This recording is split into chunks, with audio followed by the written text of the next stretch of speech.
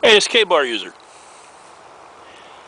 Continuing in our woods knowledge series, there's going to be a lot of parts that just, we got iced out here over the winter, let's put it that way, as many of you did.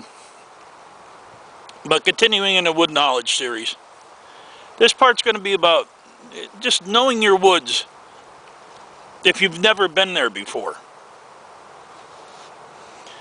Now, these are typical woods that I hunt in, so of course I've been here before. But let's just take it for granted that you've never been out here. Let's say the Weekender Bushcrafter came out. Weekend Bushcrafter. Walked through this area and he's never been here before. Or Pooping Android or anybody.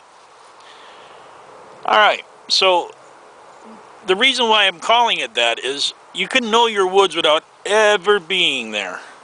Ever. And how you do that is simply know your woods. There's a maple there, there's an oak there, there's grapevines hanging. You know your woods. You know the things that's in the woods. By knowing that, you'll know, okay, well, there's a river birch. That's good tinder. So I'm going to grab a handful of that while I'm here. I don't know where I'm at. I've never been here before, so while I can get it, I'm going to get it. Oh, there's white birch. There's punkwood. There's tulip poplar. There's all kind of tinders. And as you're going through the woods, well, hey, now there's a piece of chert, which is not uncommon to find, or a piece of quartz. You pick them up, you take them with you. If you've never been there before, you never know. That's if you don't have your kit with you. Of course, if you have your kit with you, it's a whole nother matter, but we'll cover that in the second section. So, you pick up your tinder, you pick up rock and whatnot that you know. That's a skill set. So you know that skill set means, hey, this is river birch, yellow birch, whatever they call it in your area. This is tulip poplar, this is grapevine, which makes great tinder. This is this is that, this is that. And you can gather it as you go along. Now, I would suspect you would have a knife with you, a carbon one that would strike the quartz. You have your tinder. It's going to be hard to get. Striking tinder off of a knife is tough. So that can all be avoided by carrying a kit with you. And it doesn't have to be an 80-pound backpack. What I carry with me on a daily basis is a water bottle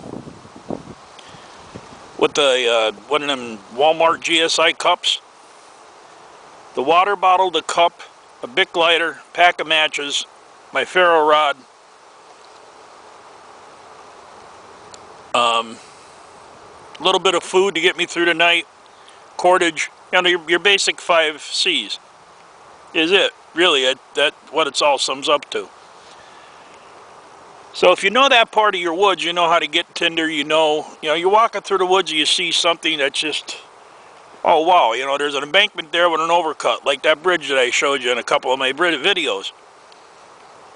That won't be the warmest shelter of the year, but it's keep you out of the weather from overhead. Build a fire in there, who knows, it might warm up pretty nice in there. You don't know, but there's fresh water there.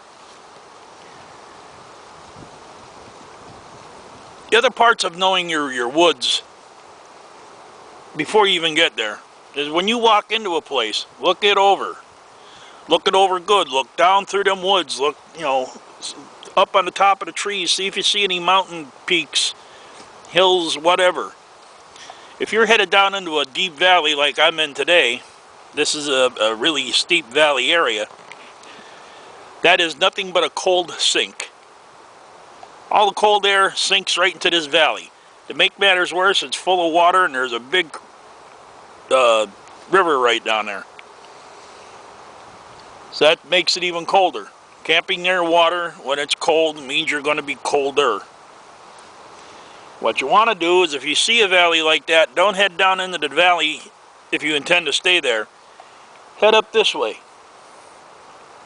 Up on top of the mountain. If you get up in there another 200-300 foot, the sun's shining, the wind's not blowing, and it's nowhere near as cold. You can actually feel the temperature change.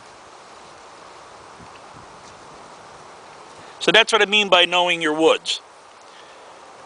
Knowing your woods also means, you know, okay, well, there's beech trees around me here, beech saplings with leaves still on them. Beech leaves are a lot different than most leaves. They have more of a paperish. So if you had them leaves, you had that yellow birch and stuff, you'd have it made. You'd have good tinder and a good starter, good extender. Not many pine trees in the area, but what I would do if I was in here, and the first time I was ever here, I'd stop at every pine tree and see if I could get some fat wood from somewhere. Well, this is K-Bar User. This is the next installment on the Woods Knowledge series. Know your woods, and then you won't have to worry about walking into strange places. So, I want to thank you for your time and your patience. If you liked the video, hit the like button. If you're not subscribed, please do. We'll see you on the next one.